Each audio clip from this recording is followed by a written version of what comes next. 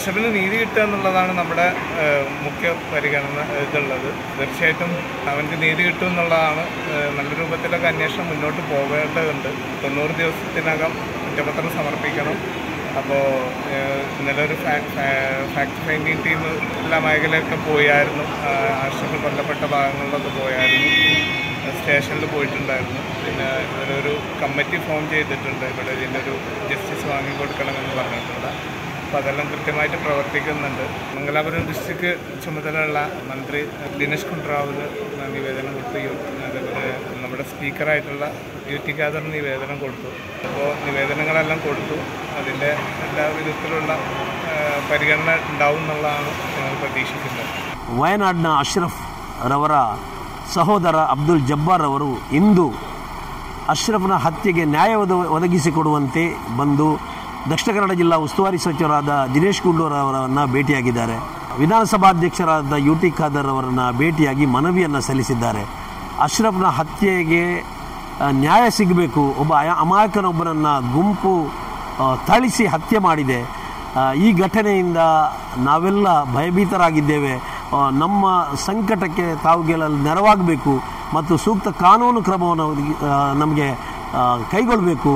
ದುಷ್ಕರ್ಮಿಗಳ ವಿರುದ್ಧ ಸೂಕ್ತವಾದ ಕಠಿಣ ಕ್ರಮ ಅಂದರೆ ಈಗಾಗಲೇ ಅದಕ್ಕೆ ಬೇಕಾದ ಸಾಕ್ಷ್ಯಾಧಾರಗಳೇನುಂಟ ಮತ್ತು ವಿಚಾರಣಾ ಅಧಿಕಾರಿಗಳ ನೇಮಕದಲ್ಲಿರ್ಬೋದು ಮತ್ತು ಸಂಬಂಧಪಟ್ಟಂತೆ ಸೂಕ್ತ ಮಾಹಿತಿಯನ್ನು ಕಲೆ ಹಾಕುವ ನಿಟ್ಟಿನಲ್ಲಿ ಸೂಕ್ತ ಗಮನ ಹರಿಸಬೇಕು ಮತ್ತು ಆರೋಪಿಗಳನ್ನು ಯಾವುದೇ ಕಾರಣಕ್ಕೆ ಆರೋಪಿಗಳು ಬಚಾವಾಗದಂತೆ ನೋಡಿಕೊಳ್ಳಬೇಕು ಮತ್ತು ಅಶ್ರಫ್ನ ಹತ್ಯೆಗೆ ನಮಗೆ ಪರಿಹಾರ ಒದಗಿಸಿಕೊಡಬೇಕು ಎಂಬ ನಿಟ್ಟಿನಲ್ಲಿ ಮನವಿಯನ್ನು ಸಲ್ಲಿಸಿದ್ದಾರೆ. ಅವರ ಬ್ರದರು 2-3 ದಿವಸದಿಂದ ನಮ್ಮೊಟ್ಟಿಗಿದ್ದಾರೆ.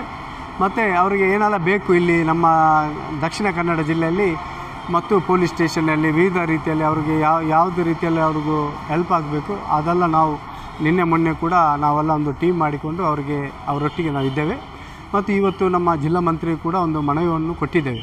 ಒಂದು ತನಿಖೆ ಸಂಪೂರ್ಣವಾಗಿ ಒಂದು ತನಿಖೆ ಆಗಬೇಕು ಮತ್ತು 21 ಮಂದಿಯನ್ನು ಯಾರು ಅರೆಸ್ಟ್ ಮಾಡಿದೆ ಅವರಿಗೆ ಕಠಿಣ ಶಿಕ್ಷೆ ಆಗಬೇಕು ಮತ್ತು ಉಳಿದ ಯಾರು ಅದರಲ್ಲಿ ಭಾಗಿಯಾಗಿದ್ದವರಂತೂ ಇಷ್ಟು ತನಕ ಪತ್ತೆ ಮಾಡಲಿಲ್ಲ ಪೊಲೀಸವರು.